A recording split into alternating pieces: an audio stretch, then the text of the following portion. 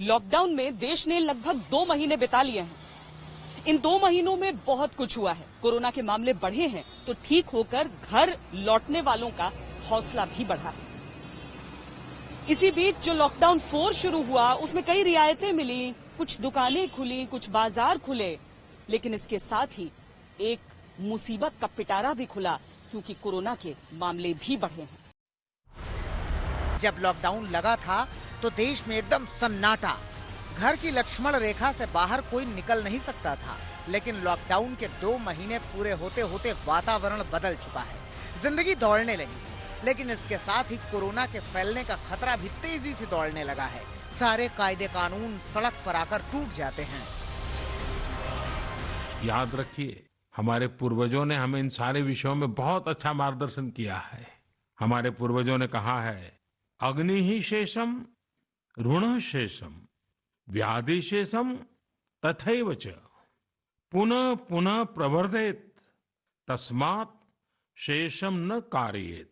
अर्थात हल्के में लेकर छोड़ दी गई आग, कर्ज और बीमारी मौका पाते ही दोबारा बढ़कर खतरनाक हो जाती है।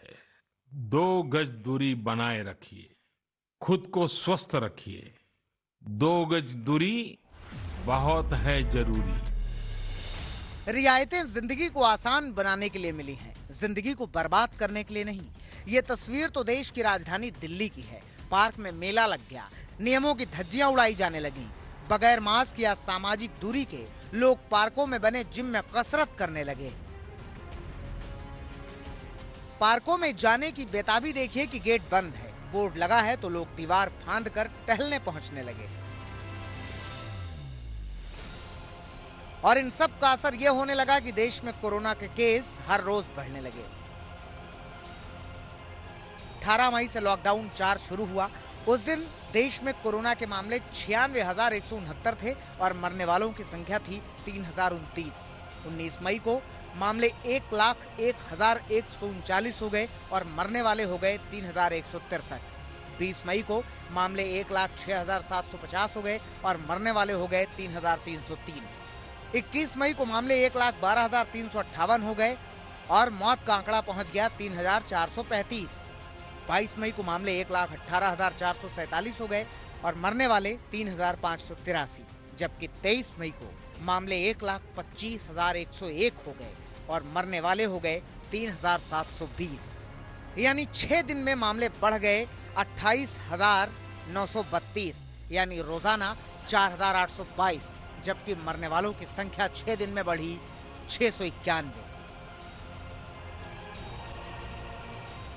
अगर यही हालात रहा तो 2 महीने के लॉकडाउन से जितना फायदा हुआ है वो सब एक झटके में घाटे में बदल जाएगा। सरकार का निर्णय तो पूरे देश के लिए अहम है, इसी वजह से पूरे देश में लॉकडाउन है। कुछ चीजें जरूर केंद्र सरकार के दिशा निर्देश के अनुरूप ही चलती है और फिर तो अलग अलग तरीके से चलना है, अलग अलग व्यवहार पे तो फिर मुझे लगता है नियम कानून का उल्लंघन भी होगा। हालांकि इस बीच कई जगहों पर लोग कायदे कानून का पालन भी कर रहे हैं। दिल्ली में शाहीन बाग का बाजार 5 महीने बाद खुला तो भी ईद के त्योहार के बावजूद सन्नाटा पसरा हुआ है। 5 महीने से ज्यादा के बाद मार्केट खुली है, जिसकी वजह से न तो कस्टमर आ रहे हैं, कस्टमर डरे हुए हैं। दूसरी बात, स्टाफ भी सब अपने अपने घर चले गए हैं। बहुत मिनिमम स्टाफ में हम लोग शुरुआत कर रहे हैं। ऐसा महसूस हो रहा है कि इस मार्केट को ट्रैक पे आने पे काफी वक्त लगेगा। अब इस मुरादाबाद की तस्वीर को ही देख लीजिए, जहां रेड जोन में ये धक्का मुक्की हो रही है। भीड़ सैकड़ों की आधमकी और सामाजिक दूरी का तो नामो निशान तक नहीं।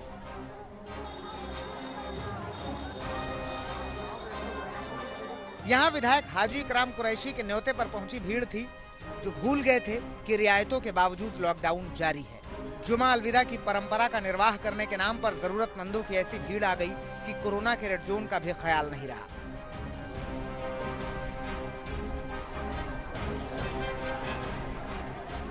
ये मेरे यहाँ हर साल जुम्मतुल अलविदा पर होता चला आया है मेरे वालिद के ज़माने से। उसी तरह से भीड़ इकट्ठी होती थी और उसी तरह ये आ गए हैं। मैं सोशल डिस्टेंस कर रहा हूँ। ये भीड़ है, आ रही है तो क्या करूँ? नहीं, सोशल डिस्टेंसिंग की कोई भी इसमें नहीं हो रहा है ना। आप बनवा दो सोशल डिस्टेंसिंग। नहीं, लगभग कितने लोग यहाँ एकत्रित अब हुए? मैं ये मेरे यहाँ परंपरागत तरीके से हमेशा से होता चला है। ये तो लॉकडाउन 4 से पहले ही साफ होने लगा था कि अब आत्म अनुशासन की जरूरत ज्यादा है। केंद्र सरकार ने राज्यों को बहुत कुछ तय करने का अधिकार दे दिया। तय हुआ कि राज्यों को कोरोना के जोन में बांटने का अधिकार राज्यों को ही होगा। केंद्र की गाइडलाइन के तहत ही राज्य सरकारें छूट का दायरा निर्धारित कर सकती हैं। राज्य सरकारों को दुकानें खोलने का अधिकार मिल गया। राज्यों को बस सेवा दूसरे राज्यों के साथ भी चलाने की इजाजत मिल गई। कंटेनमेंट जोन के बाहर नाई की दुकान, सैलून, स्पा वगैरह खोलने की इजाजत मिल गई। शॉपिंग मॉल के अलावा दूसरी दुकानें खुलने लगी। लेकिन cinema hall, swimming pool, gym, bar, school, college बंद ही रखे गए हैं। इन सब में ऑनलाइन सेवा को हरी झंडी दे दी गई। लेकिन इन छोटी छोटी रियायतों ने ही लगता है कि कोरोना को भी रियायत दे दी है। ऊपर से सोमवार से हवाई सेवाएं भी शुरू होंगी और 1 जून से 200 रेलगाड़ियां भी। 200 ट्रेनें जो देश के भिन्न भिन्न राज्यों से अलग अलग जगह, तो एक प्रकार से cross country 200 non AC train की सूची कल जारी कर दी गई है। उसकी बुकिंग आज सुबह 10 बजे से प्रोग्रेसिवली बढ़ाते जा रहे हैं। अब लगभग 75 ट्रेनों की बुकिंग शुरू हो गई है और ट्रेनें जोड़ते जाएंगे। जो नॉर्थ की तरफ जाती है, नॉर्थ ईस्ट की तरफ जाती है, पश्चिम बंगाल, उड़ीसा और वहां से गुजरते हुए आगे नॉर्थ ईस्ट में जाती है, उन ट्रेनों की बुकिंग हमने शुरू नहीं की है क्योंकि हम चाहते हैं कि वहां थोड़ी स्थिति सामान्य हो जाए। अभी टाइम आ गया था और प्रधानमंत्री जी ने यह निर्णय लिया। माननीय गृह मंत्री जी ने अभी बैठ के देखा। हमने स्टेट्स के साथ भी बात की। कई स्टेट्स हैं वो अभी खुश नहीं है, पर अभी हम शुरुआत जो है आहिस्ता करेंगे। ये नहीं कि पहले दिन सोमवार को 25 तारीख को ही सारी फ्लाइटें शुरू हो जाएंगी। अभी शायद कुछ ही परसेंटेज शुरू होंगी और जैसे हम आगे चलते जाएंगे जो हमारा अनुभव होगा उसके अनुसार हम एडजस्ट भी करेंगे, पर यह बहुत जरूरी था। ये सही है कि लॉकडाउन के बीच भी कोरोना के मामले तेजी से बढ़ते गए, लेकिन ये भी सही है कि लॉकडाउन ने हालात को बहुत हद तक नियंत्रण में रखा। अमेरिका के मिशिगन यूनिवर्सिटी के एक स्टडी के मुताबिक लॉकडाउन ने भारत में कोरोना के फैलने की तीव्रता को 60% से भी ज्यादा तेजी से घटाया। भारत में लॉकडाउन शुरू हुआ तो मामले 500 के करीब थे, लेकिन 18 मई को बंदिशों में ढील मिलने के अगले ही दिन ये आंकड़े 1 लाख के पार चले गए। 22 मई को सिर्फ एक दिन में करीब 6000 नए मामले सामने आए, जो अब तक का रिकॉर्ड है, जबकि 7 मई से रोजाना 3000 से ज्यादा मामले दर्ज हो रहे थे। इससे इतना तो साफ है कि अभी भी लॉकडाउन को गंभीरता से लेने की जरूरत है, नहीं तो छोटी सी भूल बड़ी दुर्घटना में बदल सकती है। और हमारे यहाँ तो बार बार कहा जाता है, सावधानी हटी तो दुर्घटना घटी। प्रधानमंत्री नरेंद्र मोदी ने जब पहली बार लॉकडाउन का ऐलान किया था तो उसके पीछे की सोच यही थी कि लोगों के बीच संपर्क नहीं रहेगा, लोग अपने घरों में रहेंगे तो कोरोना का जो ये संक्रमण तेजी से फैलता है वो नहीं फैलेगा, और हुआ भी यही। लेकिन जो दिहाड़ी मजदूर थे, जो प्रवासी मजदूर थे, उनके लिए बहुत मुश्किल स्थिति आ गई, क्योंकि वो रोज कमाते थे, रोज खाते थे। जैसे ही जीवन के साधन कम होने लगे, वो अपने घरों की ओर निकलने लगे।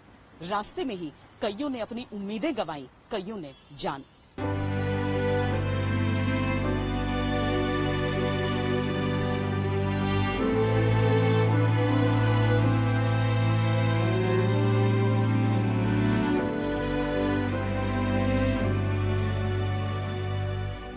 कोरोना के इस दौर में मुश्किल और बेबसी से भरा जो चेहरा सामने आया वो मजदूरों का है। लॉकडाउन के दौरान काम धंधा बंद हो गया तो करें क्या? तो ये प्रवासी मजदूर अपने घरों की तरफ निकल पड़े। कुछ लोग दिल्ली से निकले, कहीं कोई हरियाणा से, तो कहीं कोई मुंबई से, कहीं कोई हैदराबाद से, तो कहीं कोई बेंगलुरु से। लॉकडाउन के इन 2 महीनों में अगर कोई एक तस्वीर नहीं बदली तो वो इन मजदूरों की। जब देश बिल्कुल बंद था तब भी ये सड़कों पर थे, और जबकि लॉकडाउन 4 में काफी ढील दे दी गई है तब भी ये सड़कों पर हैं। ये मारा है साहब, हाँ ये साहब बहुत मारा है, और हमने कहा साहब चले जाने दो, हम पैदल चले जाएंगे। ये साहब देखो, राजस्थान से झारखंड जा रहे थे। फिर क्या हुआ उसमें? टक्कर खा के गाड़ी और पलटी हुई। इस बीच इनको घर पहुंचाने के लिए सरकार ने श्रमिक स्पेशल गाड़ियां भी चला दी, जो 1 मई को मजदूर दिवस के मौके पर शुरू हुई। लेकिन मजदूरों की बेहिसाब संख्या के आगे ये गाड़ियां बहुत कम पड़ गईं। सुबह 7 बजे से इंतजार कर रहे हैं, ना टोकन मिला है ना कुछ सुविधा मिली है हमको। 9 महीने के बच्ची धूप में परेशान हो रही है। आप यहाँ रजिस्ट्रेशन के लिए? हाँ, रजिस्ट्रेशन के रिक्शा चला रहे थे हम। रिक्शा चलाते हैं? रिक्शा चला के वो जो खाने के लिए कुछ नहीं, लास्ट में रिक्शा ही बेच के खा गया। अब मेरे पास 1 पैसे भी नहीं है, तो क्या करें आप? घर जाना चाहते? मरेंगे या तो भूख से मरेंगे। इन 2 महीनों में कोरोना तो इनको बाद में मारता, इससे पहले भूख इनको मार डालती। और नहीं मार पाई तो हालात ने बहुत बदतर बना दिया। होटल में काम कर 2 महीना से बैठे हुए हैं, 2 महीना से मालिक छुट्टी कर दिया। छोटे छोटे बच्चों के साथ महिलाएं भी सिर पर सामान उठाए अपने कदमों से इन मंजिलों को नापने लगी, जिनको छोड़कर वो शहर आई थी। सरकार ने अभी तक मजदूरों के लिए 2000 से ज्यादा ट्रेनें चलाई हैं, लेकिन अभी भी 70% मजदूरों को घर वापसी का इंतजार है। रोज कुआं खोदकर रोज पानी पीने वाले इन मजदूरों के लिए लॉकडाउन के 2 महीने बहुत भारी बीते। और इसकी सबसे दर्दनाक तस्वीर ये रोटियां हैं, जिन्हें कमाने के लिए 16 मजदूर अपना सब कुछ छोड़कर परदेश गए थे। रोटियां रह गईं, वो चले गए। महाराष्ट्र के औरंगाबाद के पास मालगाड़ी से कटकर 8 मई को 16 मजदूरों की मौत हो गई।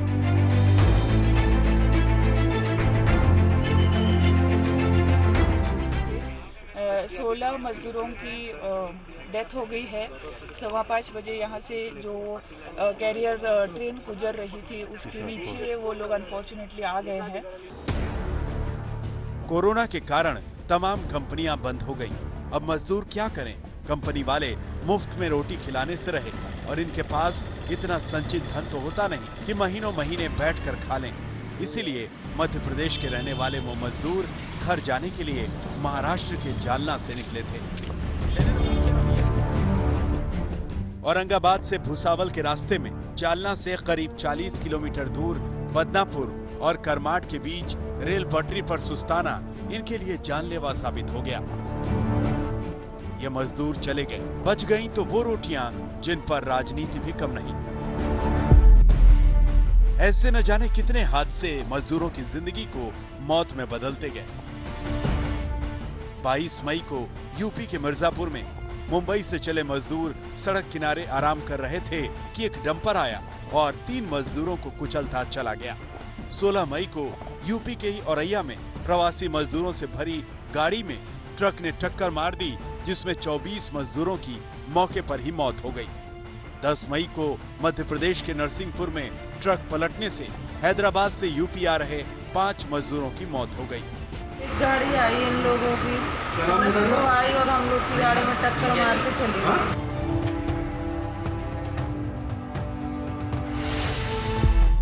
ऐसी एक लंबी सूची है, कहां तक गिनती करेंगे आप? अभी तक तो आपने देखा कि 2 महीनों में मजदूरों को सिस्टम ने कैसे पस्त कर दिया। अब आप देखिए कि कोरोना भी कैसे इन मजदूरों की जिंदगी को दूभर बना रहा है। लॉकडाउन में जैसे तैसे ये मजदूर घर तो आ गए, लेकिन इनके साथ आते चले गए कोरोना के वायरस। बिहार में कोरोना के अब तक 2263 मामले सामने आए। इनमें अपने राज्य लौटे संक्रमित मजदूरों की संख्या करीब 1200 हो चुकी है।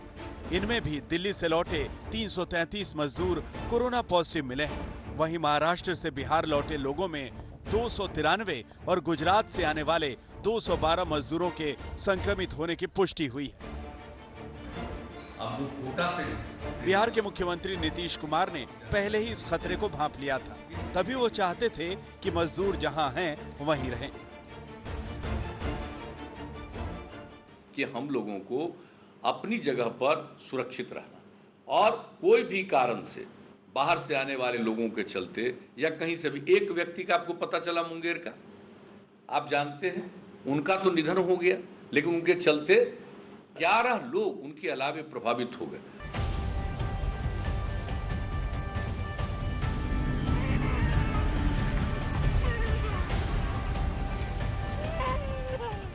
अब आप उत्तर प्रदेश में आ जाइए, जहां की स्थिति भी मजदूरों में कोरोना को लेकर अच्छी नहीं है।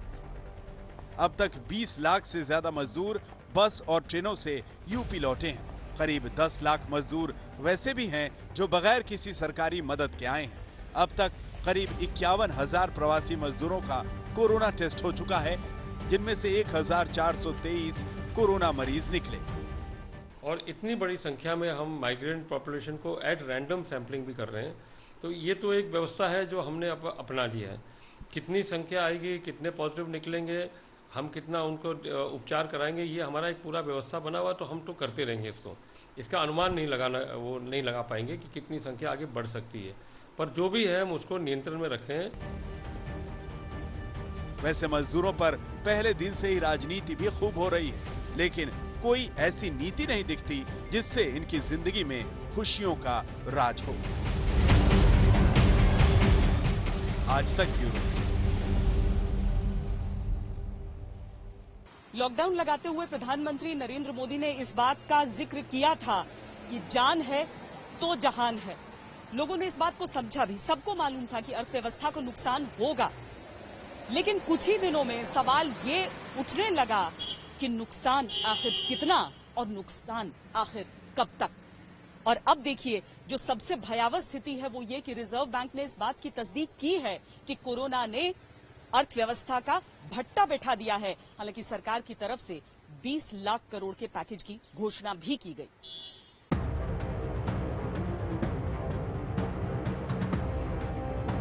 कोरोना आया तो बचाव में घरों के दरवाजे बंद हो गए।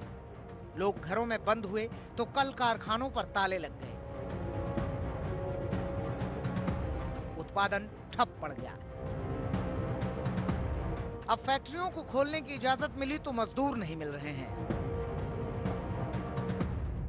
हम डे टू डे प्रयत्न कर रहे हैं हमारी फैक्ट्री चालू हो जाए, लेकिन अभी आप देखिए हमारी फैक्ट्री चालू नहीं हो पाई। हम लोग धीरे धीरे कोशिश कर रहे हैं, लेबर को समझा रहे हैं और उनको समझा के कह रहे हैं कि आप जब भी फ्री होंगे, जब आपका लॉकडाउन सारा भारत में खत्म हो जाएगा, स्मूथली जब आना जाना हो जाएगा, उस टाइम पे हम आपको भेजेंगे। हमारे यहाँ पे 500 आदमियों की जरूरत है और 500 आदमी से अगर हम सोचेंगे 400 आदमी में प्लांट चल जाए, वो संभव नहीं है। मेंटेनेंस की जगह मेंटेनेंस का है, टेक्निकल की जगह टेक्निकल का आदमी चाहिए, इलेक्ट्रिकल की जगह इलेक्ट्रिकल का आदमी चाहिए। अप्रैल के महीने में ऑटो सेक्टर में कमाई धमाई नील बटे सन्नाटा। मार्च में औद्योगिक उत्पादन का इंडेक्स 17% लुढ़क गया। इसका अंदाजा इस बात से लगा सकते हैं कि लॉकडाउन के दौरान बिजली की खपत 16% गिर गई और रुपया मार्च से लेकर अब तक डॉलर की तुलना में 4% गिर गया। विदेशी निवेशकों ने अपने पांव पीछे खींच लिए। आपको ये जानकर आश्चर्य होगा कि दुनिया में सबसे ज्यादा किसी का नुकसान हुआ है तो उनमें भारतीय बाजार भी है। इस बीच ये जरूर हुआ है कि कच्चे तेल की कीमत में 45% तक गिरावट आई, जिससे सरकार जरूर राहत का अनुभव कर रही है। लेकिन 2 महीने की बंदी ने देश के उस सपने को वक्त की मुट्ठी में बंद कर दिया है। भारत को $5 ट्रिलियन की अर्थव्यवस्था बनना है। शुक्रवार को रिजर्व बैंक के गवर्नर अपना बही खाता लेकर हिसाब बताने आए तो हिसाब कम, सरकार का दुखड़ा ज्यादा था। The combination of fiscal, monetary and administrative measures being currently undertaken both by the government and the RBI would create conditions for a gradual revival in activity in the second half of 2021. Nonetheless, downside risks to this assessment are significant and contingent upon the containment of the pandemic and quick phasing out of social distancing and lockdowns. Given all these uncertainties, GDP growth in 2021 is estimated to remain in the negative territory, with some pickup in growth impulses in H2 2021 onwards. Reserve bank को यह डर सता रहा है कि 2020-21 के वित्तीय वर्ष में जीडीपी निगेटिव रहेगी। कारण यही कोरोना। महंगाई नियंत्रण में आएगी या नहीं, ये साफ नहीं है, क्योंकि रिजर्व बैंक मानता है कि पूरी दुनिया ही मंदी की तरफ बढ़ रही है। देश के 6 बड़े औद्योगिक राज्य मोटे तौर पर रेड या ऑरेंज जोन में हैं, जिनका औद्योगिक उत्पादन में 60% योगदान है। जिन राज्यों पर कोरोना की मार सबसे ज्यादा पड़ी, उन राज्यों के लिए पहले लॉकडाउन मजबूरी थी। अब बाजार और कल कारखाने खोलने की मजबूरी है। इसलिए तमाम राज्यों ने कोरोना के फैलने का जोखिम उठाते हुए भी बाजार खोल दिए। कोरोना के साथ अब अपने को अपनी जिंदगी चलाने की आदत डालनी पड़ेगी। कोरोना भी रहेगा और अपनी जिंदगी भी चलेगी। लॉकडाउन परमानेंटली नहीं रह सकता। 1.5-2 महीने जो लॉकडाउन रहा, इस समय का हम सब लोगों ने, दिल्ली सरकार ने अपनी तैयारियां करने के लिए इस समय का इस्तेमाल किया। अब हमें अपनी अर्थव्यवस्था को धीरे धीरे खोलने की दिशा में बढ़ना है।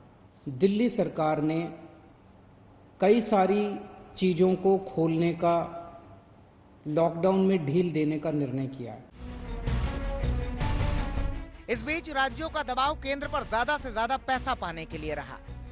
केंद्र सरकार ने पिछले महीने राज्यों को 17,000 करोड़ रुपए की मदद की थी। केंद्र ने सेंट्रल टैक्स और ड्यूटीज में राज्यों के हिस्सेदारी के करीब 46,000 करोड़ रुपए जारी किए, जो कई महीने का इंस्टॉलमेंट था। केंद्र ने 14 राज्यों को राजस्व घाटा अनुदान के रूप में 6,195 करोड़ रुपए भी जारी किए। साथ ही राज्य सरकारों के कर्ज लेने की सीमा को जीडीपी के 3% से बढ़ाकर 5% तक कर दिया गया। लेकिन बड़े संकट का हवाला देकर राज्यों ने हर बार अपना दुखड़ा रोया, जब भी प्रधानमंत्री नरेंद्र मोदी ने राज्यों के मुख्यमंत्रियों से वीडियो कॉन्फ्रेंसिंग की। बिना राज्य सरकारों के सहयोग से तो देश चल नहीं सकता। विकास तो राज्य सरकारें करती है राज्यों के अंदर। उनकी इकोनॉमी की कोई स्थिति बनी, कोई कल्पना नहीं कर सकता, चाहे किसी पार्टी की सरकार हो। तो भारत सरकार को जितनी मैंने वीडियो कॉन्फ्रेंसिंग में भाग लिया है प्रधानमंत्री जी के साथ में, हमेशा हमने ये कहा है कि आप राज्यों को किस रूप में आप सहयोग करना चाहते हैं, किस प्रकार इंटरेस्ट फ्री लोन देंगे, किस प्रकार लोन की जो सीमा होती है जीडीपी की 3%, उसको 5% कीजिए, जो कर्जे चुकाने होते हैं उनको मॉनिटरिंग कीजिए 6 महीने के लिए। गाइडलाइन तो भारत सरकार की है, उसका हम लोग पालन कर रहे हैं। अब यही हमने कहा था कि red zone, green zone, orange zone तय करने का अधिकार, और उसमें चाहे औद्योगिक गतिविधि है, व्यवसायिक गतिविधि है, वो संचालित करने का अधिकार राज्य सरकार को मिलना चाहिए। ये हमारी डिमांड है। इस बिगड़े हालात में राहत की एक तिजोरी पिछले 12 मई को खुली, जब प्रधानमंत्री नरेंद्र मोदी ने एक तरफ आत्मनिर्भर भारत का नारा बुलंद किया, तो दूसरी तरफ 20 लाख करोड़ रुपए के आर्थिक पैकेज का ऐलान किया। हाल में सरकार ने कोरोना संकट से जुड़ी जो आर्थिक घोषणाएं की थी, जो रिजर्व बैंक के फैसले थे, और आज जिस आर्थिक पैकेज का ऐलान हो रहा है, उसे जोड़ दें तो ये करीब करीब 20 लाख करोड़ रुपए का है। 20 लाख करोड़ रुपए का है। ये पैकेज भारत की जीडीपी का करीब करीब 10% है। लॉकडाउन ने बेरोजगारी का खतरा बढ़ा दिया है, क्योंकि अप्रैल में ही 91% से ज्यादा छोटे कारोबारियों और मजदूरों का काम धंधा बंद हो गया। 18% से ज्यादा कारोबारियों के कामकाज ठप पड़ गए। कंपनियों में काम करने वाले 17% से ज्यादा लोग बेरोजगार हो गए। पिछले साल मई में बेरोजगारी दर 7.03% थी, जो इस साल मार्च में 8.74% थी, लेकिन अप्रैल बीतने तक ये 23.52% तक पहुंच गई।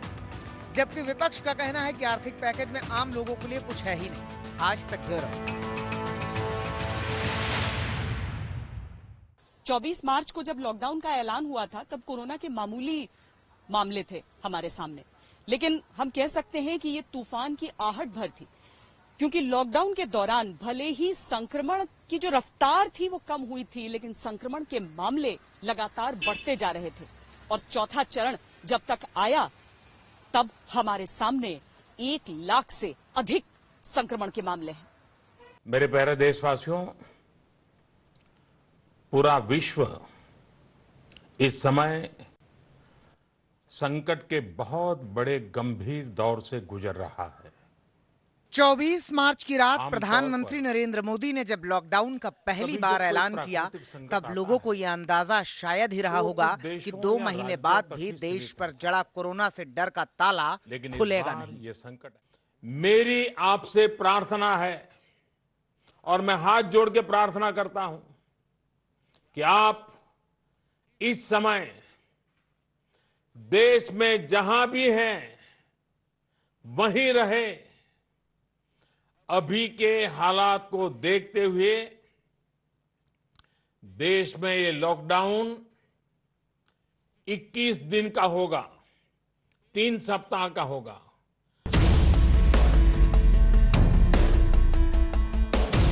और ये बस इसलिए हुआ कि कोरोना के मामले बढ़ते हैं। 25 मार्च को लॉकडाउन 1 के पहले दिन देश में कोरोना के कुल मरीज 635। 15 अप्रैल को जब लॉकडाउन दूसरा शुरू हुआ तो यह संख्या बढ़कर 11,440 हो गई।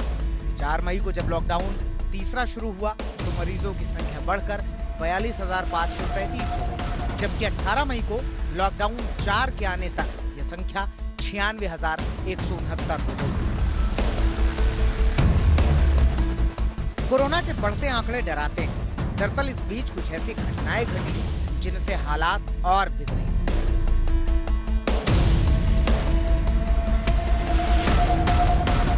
उनमें से ही निजामुद्दीन के तबलीगी जमात का मामला है, जहां से कोरोना के मरीजों का प्रसार कई इलाकों में होता चला गया। एक रिपोर्ट के मुताबिक दुनिया के 28 देशों में करीब 60 ऐसे कार्यक्रम हुए जिन्होंने कोरोना को बहुत तेजी से फैलाया। उनमें से 2 कार्यक्रम हिंदुस्तान में ही हुए। 10 से 15 मार्च के बीच तबलीगी जमात के इकट्ठा होने के चलते 4,300 मामले बढ़े। वहीं मई के पहले हफ्ते में नांदेड़ से पंजाब आने वाले सिख श्रद्धालुओं के चलते 1,000 मामले बढ़े। कोरोना के संक्रमण ने तो धीरे धीरे समूचे देश को अपने कब्जे में ले लिया, लेकिन इनमें भी महाराष्ट्र और गुजरात की हालत बद से बदतर होती चली गई। आज तक ब्यूरो। जनपद के मार्केट में, दिल्ली के जनपद के बाजार में हम इस समय खड़े हैं, जहां पर लोग धीरे धीरे अपने पैरों पर वापस खड़ा होना चाहते हैं आर्थिक तौर पर। लेकिन जहां तक चिकित्सा का सवाल है, उस हिसाब से भी भारत आत्मनिर्भर था नहीं जब कोरोना का ये संक्रमण का बम फूटा था पूरी दुनिया में। लेकिन उसके बाद से भारत में कोशिशें हुई वैज्ञानिकों द्वारा, और आज पीपीई किट से लेकर मास्क और तमाम दवाइयां हम यहीं बनाते हैं।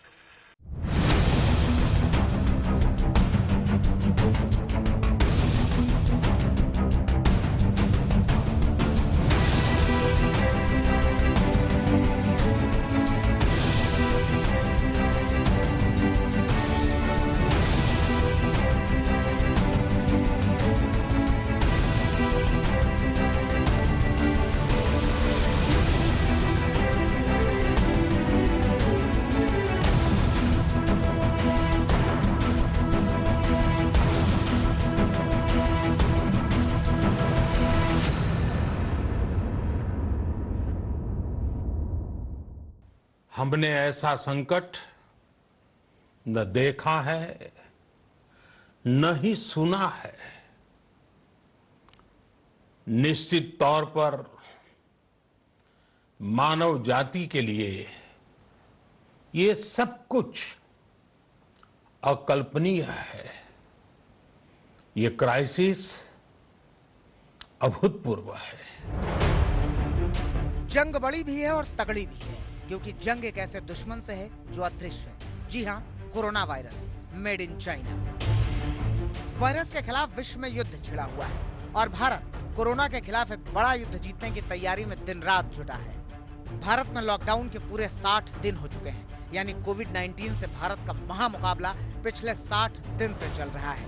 आज हम आपको दिखाएंगे कि इन 60 दिनों में भारत कोरोना वायरस की लड़ाई में किस मुकाम तक पहुंचा है। हम आपको आज बताएंगे कि कोरोना वायरस के खिलाफ भारत की तैयारी कितनी है। देश में कोरोना भले ही नए नए रिकॉर्ड बना रहा है, देश में कोरोना के मरीजों की संख्या भी 1.25 लाख के पार पहुंच गई है, लेकिन कोरोना की स्पीड जितनी है उससे कहीं ज्यादा तेज भारत ने उससे लड़ने की तैयारियां की है, क्योंकि खुद प्रधानमंत्री नरेंद्र मोदी ने कहा था, न थकना है न हारना है। थकना, हारना, टूटना, बिखरना मानव को मंजूर नहीं है। सतर्क रहते हुए ऐसी जंग के सभी नियमों का पालन करते हुए अब हमें बचना भी है और आगे बढ़ना भी है। और आज की तारीख में कोरोना के खिलाफ भारत की तैयारियां देख लीजिए। अस्पतालों की संख्या 740, आइसोलेशन बेड 6,56,000, संक्रमित मरीजों के लिए बेड 3,05,000, संदिग्ध मरीजों के लिए बेड 3,51,000, ऑक्सीजन वाले बेड 99,492, आईसीयू बेड 34,076। इससे आगे बढ़ते हैं। कोरोना वायरस को लेकर अब भारत दुनिया के बाकी देशों के मुकाबले बेहतर स्थिति में है। और चलिए अब आपको कोरोना की जंग में भारत की सबसे बड़ी उपलब्धि भी बताते हैं। पीपीई किट बनाने वाला दुनिया का दूसरा सबसे बड़ा देश बन गया है भारत। भारत ने कोरोना की चुनौती को अवसर के रूप में इस्तेमाल करने का फैसला किया, जिसके चलते आज भारत में रोजाना लाखों पीपीई किट का उत्पादन हो रहा है। जब कोरोना संकट शुरू हुआ तब भारत में एक भी पीपीई किट नहीं बनती थी। N95 मास्क का भारत में नाम मात्र उत्पादन होता था। आज स्थिति ये है कि भारत में ही हर रोज 2 लाख पीपीई बनाए जा रहे हैं। भारत दुनिया में पर्सनल प्रोटेक्टिव इक्विपमेंट्स यानी पीपीई का दूसरा सबसे बड़ा उत्पादक बन गया है। भारत ने सिर्फ 60 दिनों में ये सफलता हासिल की है। कोरोना से संक्रमित लोगों का इलाज करने वाले डॉक्टर और नर्स पीपीई का इस्तेमाल करते हैं। अब भारत इस मामले में केवल चीन से पीछे है। मार्च 1 को जो हिंदुस्तान एक पीपीई किट भी नहीं बनाता था, आज प्रतिदिन 3 लाख पीपीई किट्स हम लोग बना रहे हैं। जी क्या में जिस इंडस्ट्री के बारे में किसी ने सुना नहीं था, आज वो लगभग 8,000 करोड़ की इंडस्ट्री हो गई। 200 से ज्यादा कंपनीज इस देश में खड़ी हो गई, वो भी लॉकडाउन में। सिर्फ पीपीई किट ही नहीं, कोरोना वायरस संक्रमण से मुकाबला करने के लिए देश में N95 मास्क का उत्पादन भी जोरों पर है। मास्क बनाने वाली कंपनियां अपनी क्षमता से 50% अधिक उत्पादन कर रही हैं। वहीं महिलाओं के स्वयं सहायता समूह यानी SHG भी 7.5 करोड़ से ज्यादा साधारण मास्क बनाकर अहम भूमिका निभा रहे हैं। देश में मास्क के उत्पादन को बढ़ाने और निर्माताओं और विक्रेताओं के बीच समन्वय बनाने के लिए केंद्रीय उपभोक्ता मंत्रालय ने इसके लिए एक वेबसाइट तैयार की है। मंत्रालय के आंकड़ों के मुताबिक देश में इस वक्त 6 कंपनियां भारतीय मानक ब्यूरो से सत्यापित मास्क बना रही हैं। इन कंपनियों की क्षमता प्रतिदिन 1,56,965 मास्क बनाने की है, लेकिन ये कंपनियां क्षमता से अधिक 2,31,000 मास्क रोज बना रही हैं। 2 लाख N95 मास्क बनाए जा रहे हैं। ये हम इसलिए कर पाए क्योंकि भारत ने आपदा को अवसर में बदल दिया। आपदा को अवसर में बदलने की भारत की ये दृष्टि आत्मनिर्भर भारत के हमारे संकल्प के लिए उतनी ही प्रभावी सिद्ध होने वाली है। कोरोना वायरस की जंग में भारत दुनिया की मदद कर रहा है। अमेरिका से लेकर ब्राजील, ब्रिटेन से लेकर रूस तक सबके साथ कंधे से कंधा मिलाकर खड़ा है। ऐसे में कोविड-19 की लड़ाई में भारत की एक मुश्किल को अमेरिका ने आसान कर दिया है। जी हां, अमेरिकी राष्ट्रपति डोनाल्ड ट्रंप ने भारत को वेंटिलेटर देने का ऐलान किया है। ट्रंप ने यह भी बताया कि अमेरिका और भारत एक टीके को विकसित करने में एक दूसरे का सहयोग कर रहे हैं। डोनाल्ड ट्रंप ने भारत की तारीफ करते हुए प्रधानमंत्री नरेंद्र मोदी को अच्छा दोस्त भी बताया। It's been so great, and as you know, your Prime Minister has been a very good friend of mine. I just got back a short while ago from India recently, and we're working very much with India too. And we have a tremendous Indian population in the United States, and many of the people that you're talking about are working on the vaccine too. Great scientists and researchers. एक ओर जहां America ने भारत को ventilator देने का वादा किया, वहीं दूसरी ओर वैज्ञानिकों की एक टीम ने संक्रमित मरीजों के लिए वेंटिलेटर की शेयरिंग का नया फॉर्मूला विकसित कर लिया है। इसके अलावा भारत दूसरे देशों से कलपुर्जे लाकर वेंटिलेटर तैयार कर रहा है। भारत में अब तक हर महीने औसतन 5000 वेंटिलेटर तैयार हो रहे थे। सिंगापुर, कोरिया और जापान से आने वाले रॉ मटेरियल के बाद भारत में वेंटिलेटर के उत्पादन की क्षमता हर दिन बढ़ती जा रही है। वेंटिलेटर की समस्या का काफी हद तक समाधान इन 60 दिनों में हो गया है। तो भारत में पहला स्वदेशी कोरोना टेस्ट किट भी तैयार है। अभी मई के महीने में ही हम देश के अंदर RT-PCR किट्स भी और एंटीबॉडी टेस्ट किट भी भारत में अपने मेक इन इंडिया प्रोग्राम के अंदर इंडिजिनस और पर्याप्त जितनी भी हमारे देश की जो अभी आवश्यकता है, हम 1 लाख टेस्ट पर डे की जो टारगेट बना रहे हैं, ये सब कुछ हम भारत के अंदर ही जो है बनाना प्रारंभ कर देंगे और आने वाले समय में हमारी भारत की किट्स का ही इस्तेमाल इन टेस्ट के लिए होगा। पिछले 60 दिन में देश ने अपनी टेस्टिंग की क्षमता में जबरदस्त सुधार किया है और प्रतिदिन टेस्टिंग की संख्या 100 गुना बढ़ गई है। ICMR के मुताबिक 24 घंटे में अब 1,15,364 सैंपल टेस्ट किए जा रहे हैं। भारत में पुणे के नेशनल इंस्टीट्यूट ऑफ वायरोलॉजी की लैब में 24 जनवरी को कोरोना वायरस का पहला टेस्ट हुआ था। इसके बाद अगले कुछ दिन केवल पुणे की लैब में ही टेस्ट हुए। फरवरी के पहले हफ्ते तक ये संख्या बढ़कर 4 हो गई। अभी देश भर में 555 सरकारी और प्राइवेट लैब कोरोना वायरस की टेस्टिंग कर रहे हैं। इस तरह 60 दिन में भारत ने कोरोना पर जीत तो नहीं बल्कि जीत की तरफ कदम बढ़ा दिए हैं और कोरोना की इस जंग में दुनिया भारत का लोहा मान रही है। आज तक ब्यूरो। कोरोना से लड़ने के लिए कहा तो ये तय हुआ था कि भारत टीम इंडिया की तरह लड़ेगा, लेकिन धीरे धीरे स्थिति ये आई कि इंडियन पॉलिटिकल लीग के हिसाब से पार्टियां बढ़ती चली गई, सियासी तू-तू मैं शुरू हुई और विपक्षी दलों ने सरकार पर इल्जाम लगाए, सरकार ने विरोधी दलों पर। देश में ये लॉकडाउन 21 दिन का होगा। आज भारत माता रो रही है क्योंकि भारत माता के करोड़ों बच्चे, बेटे बेटियां सड़कों पे हजारों किलोमीटर चल रहे हैं, भूखे प्यासे चल रहे हैं। The central government does not appear to have a clear idea on how the situation will be managed. Corona संक्रमण काल के लॉकडाउन में 60 दिनों तक बहुत कुछ ठप रहा, लेकिन जो चीज ठप नहीं रही वो थी सियासत। लॉकडाउन के शुरुआती दिनों में तो सब कुछ ठीक रहा, लेकिन उसके बाद प्रधानमंत्री नरेंद्र मोदी और केंद्र सरकार को घेरने की कवायद शुरू हो गई।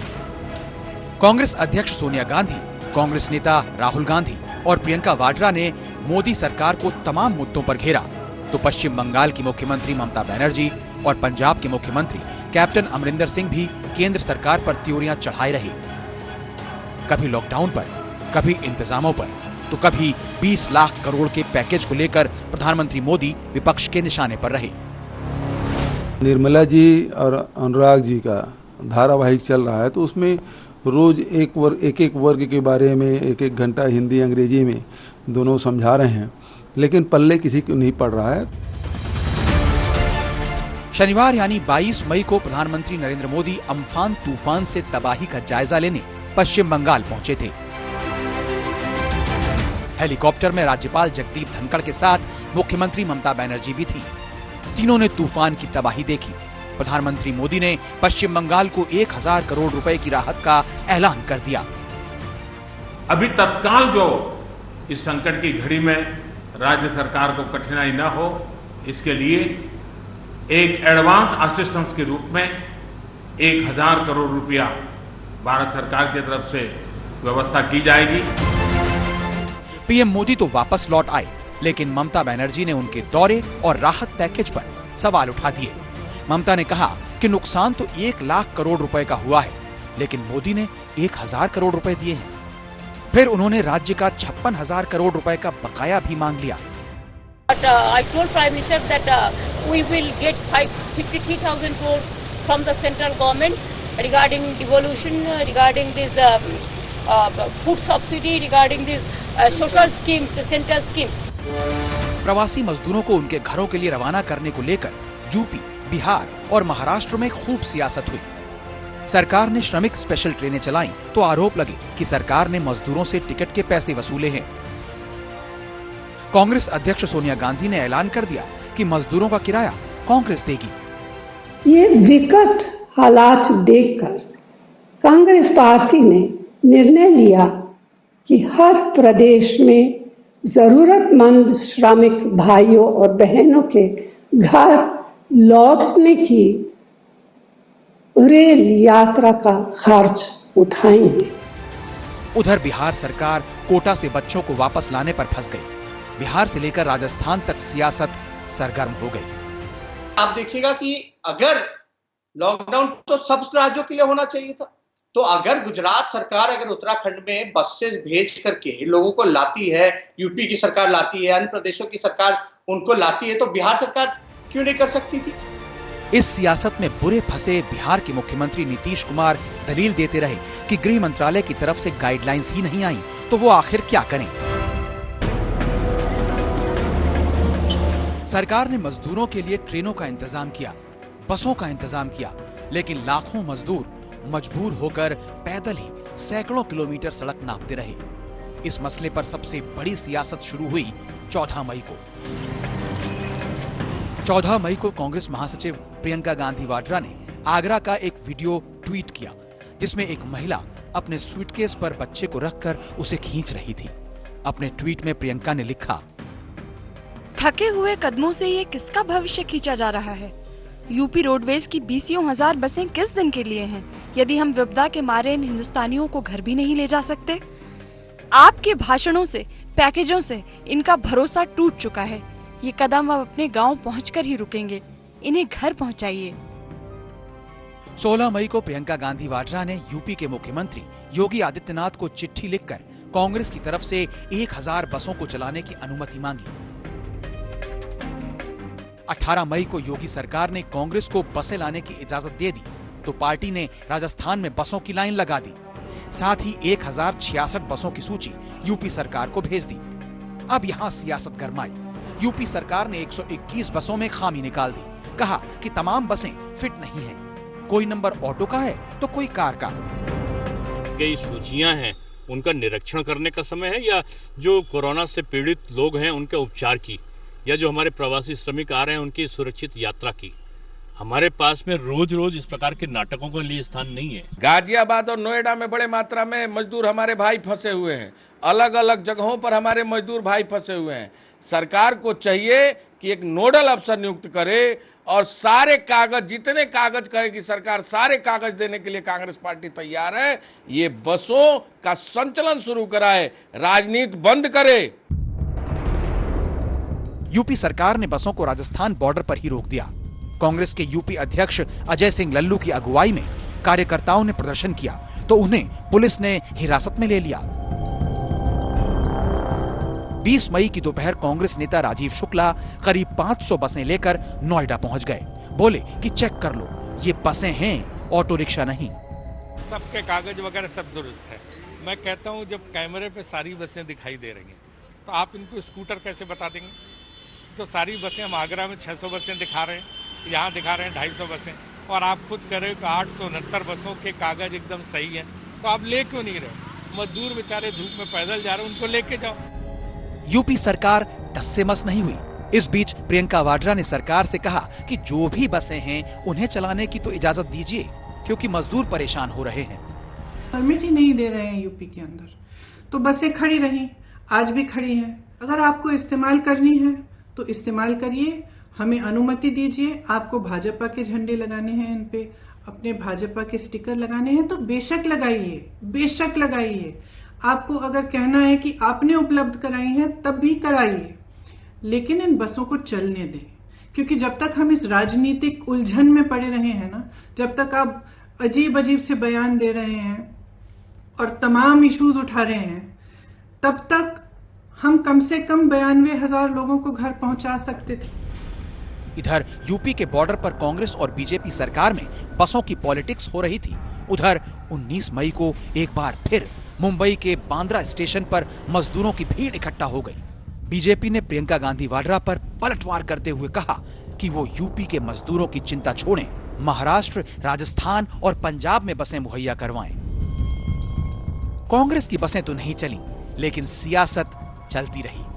उधर कांग्रेस ने सरकार के खिलाफ दूसरा मोर्चा खोलते हुए सोनिया गांधी की अगुवाई में 22 मई को सर्वदलीय बैठक बुला ली। बैठक में सोनिया गांधी ने प्रधानमंत्री और केंद्र सरकार पर हमला बोला। सोनिया ने कहा, कोरोना को 21 दिन में खत्म करने का पीएम का दावा धराशायी हुआ। सरकार के पास लॉकडाउन को लेकर कोई प्लान नहीं था।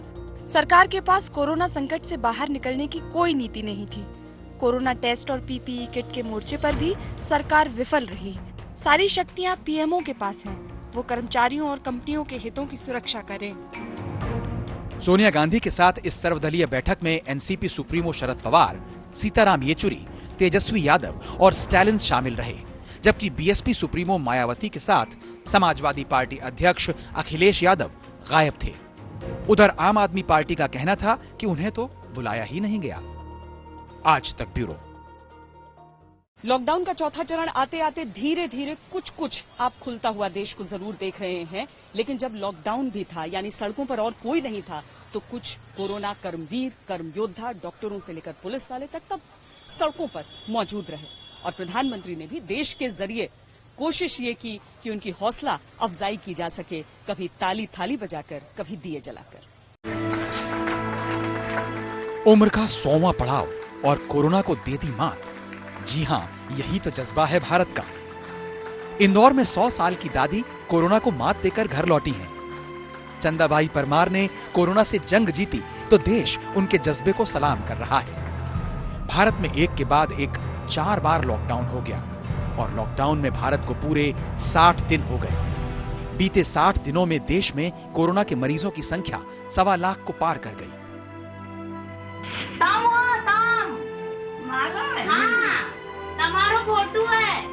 लेकिन बड़ी बात ये नहीं है। बड़ी बात है इन 1.25 लाख मरीजों में से करीब 52,000 लोगों ने कोरोना से जंग जीती है, यानी ठीक होकर घर लौट आए हैं। कोरोना से ठीक होने के मामले में भारत का रिकॉर्ड दुनिया में सबसे बेहतर है। भारत में रिकवरी रेट 41.39% है। भारत में कोरोना के खिलाफ एक नई परंपरा भी शुरू हुई है। जो कोरोना से ठीक होकर घर लौट रहा है, उस कोरोना वॉरियर पर लोग फूल बरसा रहे हैं, तालियां बजाकर अभिनंदन कर रहे हैं।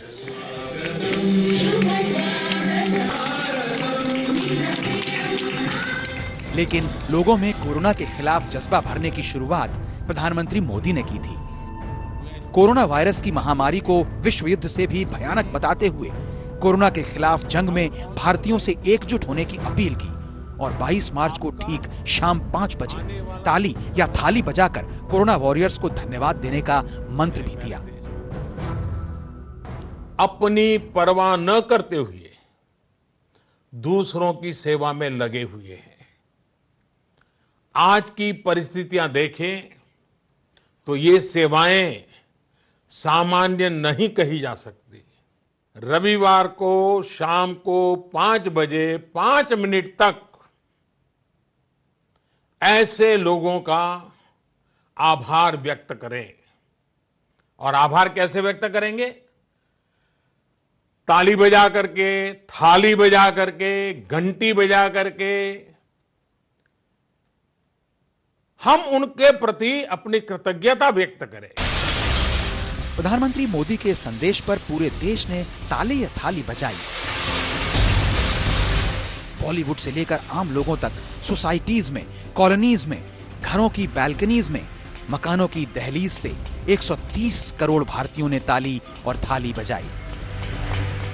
यह कोरोना वायरस के खिलाफ भारत का पहला जज्बा था, जिसमें भारत ने दिखा दिया कि वो इस वैश्विक महामारी से लड़ेगा और लड़कर जीतेगा भी।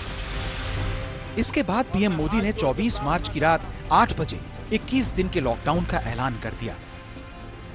मेरी आपसे प्रार्थना है और मैं हाथ जोड़ के प्रार्थना करता हूं कि आप इस समय देश में जहां भी हैं वहीं रहे।